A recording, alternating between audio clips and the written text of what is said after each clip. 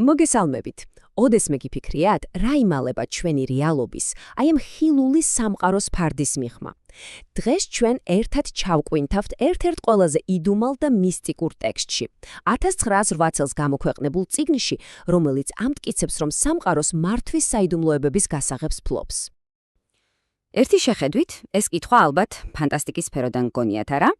მაგრამ რა მოხდება, თუ გეტყვით, რომ არსებობს უძველესი ფილოსოფია, რომელიც ამ კითხვაზე სრულიად გასაოცარ პასუხს გვთავაზობს. ამ ფილოსოფიის მიხედვით, რეალობის მართვის გასაგები ჩვენსავე გონებაში იმალება. მაშასე, მზად ხართ ამ საიდუმლო ცოდნას ჩაუღრმავდეთ, მოდით დავიწყოთ ჩვენი მოგზაურობა ერთი შეხედვით უბრალო, მაგრამ სინამდვილეში უდიდესი სიბრძნის მატარებელი წიგნით, რომელსაც კაბალიონი ჰქვია.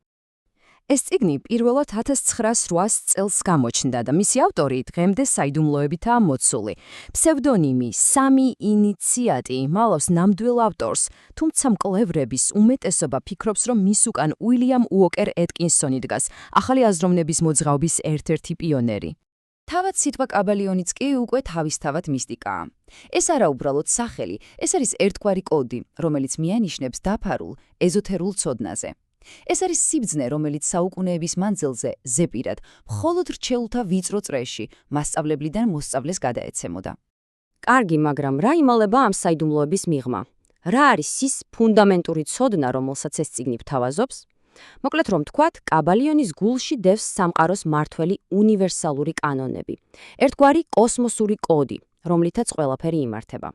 და ეს ყველაფერი მხოლოდ 7 პრინციპშია თავმოყრილი. დიახ, მხოლოდ 7-ში. წიგნის მიხედვით, მთელი ჩვენი რეალობა ატომებიდან დაწყებული გალაქტიკებით დამთავრებული ამ 7 ფუნდამენტურ პრინციპს ემორჩილება. დღეს ჩვენ პირველ 4 ყველაზე ფუძემდებლურ პრინციპს ჩაუღრმავდებით, რომლებიც დანარჩენების გასაგებად საძირკველს ქმნის. დავიწყოთ პირველი და ალბათ ყველაზე მნიშვნელოვანი პრინციპით, მენტალიზმის პრინციპით. მას ხშირად ოსტატის გასაღებისაც კი უწოდებენ, რადგან მისი გააზრების გარეშე დანარჩენი 6 პრინციპის სრულად გაგება ფაქტობრივად შეუძლებელია. ეს ფრაზა კაბალიონის ქვაკუთხედია. ერთი წამით უბრალოდ დაფიქრდით, რას ნიშნავს ეს? სამყარო გონება. ეს ხომ რადიკალური იდეაა, რომელიც ამბობს, რომ ყველაფერი, რასაც ჩვენ ვხედავთ, ვეხებით და განვიცდით, სინამდვილეში თავისი არსით მენტალური ბუნებისაა. კაბალონიონ ამ უნივერსალურ ცნობიერებას უწოდებს ყოველივეს. მარტივად რომ წარმოვიდგინოთ, ეს თითქოს უსასრულო გონებაა, რომელიც ოცნებობს. და მთელი კოსმოსი, ყველა ვარსკვლავი, პლანეტა და ჩვენც კი ამ გიგანტური გონების სიზმრის, ანუ აზრის ნაწილები ვართ. და აი, აქ მივდივართ ყველაზე საინტერესო და პრაქტიკულ ნაწილამდე. თუ ყველაფერი გონებაა, მაშინ ჩვენი გონებაც ამ უნივერსალური გონების ნაწილია. ხვდებით? ეს ნიშნავს, რომ ჩვენი აზრები არ არის უბრალოდ რაღაც პასიური პროცესი. მათ აქვთ უნარი აქტიურად მოახდინონ გავლენა და შექმნან ჩვენი რეალობა. კარგი, გასაგებია, რომ სამყარო გონებაა, მაგრამ როგორ არის ის მოწყობილი? აქ შემოდის მეორე პრინციპი, შესაბამისობის პრინციპი, რომელიც გვიჩვენებს, რომ კოსმოსი, მარტივად რომ ვთქვათ, ფრაქტალური პრინციპითაა აგებული, ანუ უნივერსალური კანონზომიერებები არსებობის ყველა დონეზე მეორდება. ეს ალბათ ყველაზე ცნობილი ფრაზაა ჰერმეტიზმიდან. ის ამბობს, რომ არსებობს სრულყოფილი ანალოგია მიკროკოსმოსსა და მაკროკოსმოსს შორის. აი მაგალითად, ატომის სტრუქტურა საოცრად გავს მზის სისტემის სტრუქტურას, ადამიანის ფსიქიკაში მიმდინარე პროცესები კი კოსმოსური პროცესების ანარეკლია.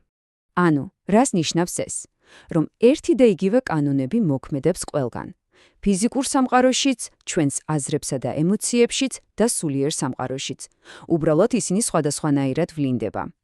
ამიტომ თუ გესმის, როგორ მუშაობს ერთი დონე, შენ უკვე გაქვს გასაღები იმისთვის, რომ გაიგო, როგორ მუშაობს დანარჩენიც. მაგრამ ეს სამყაროები ხომ გაყინული არ არის, არა? მესამე პრინციპი, ვიბრაციის პრინციპი, კიდევ უფრო ღრმად გვაცნობს რეალობის დინამიკურ ბუნებას. ის გვასწავლის, რომ არაფერია უძრავი, ყველაფერი მუდმივ მოძრაობაში და ხრევაშია. საინტერესოა, რომ თანამედროვე ფიზიკაც ხომ ზუსტად იგივეს ამბობს. ატომურ დონეზე ყველაფერი ენერგიაა, რომელიც მუდმივად ვიბრირებს. კაბალიონის მიხედვით კი, განსხვავება მატერიას, აზრსა და სულს შორის, მხოლოდ და მხოლოდ ვიბრაციის სიხშირეშია.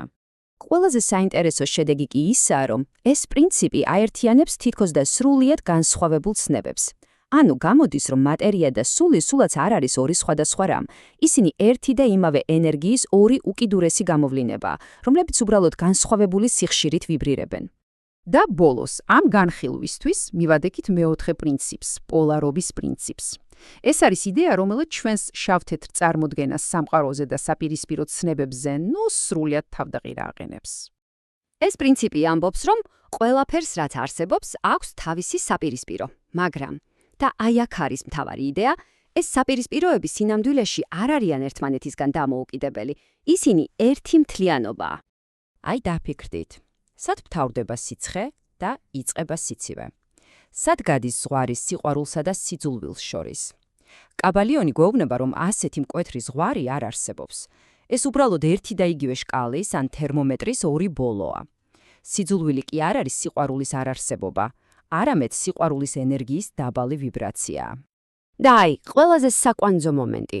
თუ სიძულვილი და სიყვარული ერთი და იმავე შკალის ნაწილებია, ესე იგი, შესაძლებელია ერთი პოლუსიდან მეორეზე ცნობიერად გადასვლა. ეს არის მენტალური ალქიმიის, ანუ ტრანსმუტაციის ხელოვნება. შიშის სიმამაცით, სიძულვილის სიყვარულით და უარყოფითი აზრების პოზიტიურით შეცვლა. და სწორედ ამ კითხვით დაგტოვებთ. თუ ჩვენი გონებრივი და ემოციური მდგომარეობების შეცვლა შეგვიძლია, ეს ხომ ნიშნავს, რომ ჩვენ გვაქვს უნარი შევცვალოთ ჩვენი საკუთარი რეალობა. კაბალიონის მიხედვით სამყაროს კოდი ჩვენს ხელშია, მთავარია ვისწავლოთ მისი გამოყენება.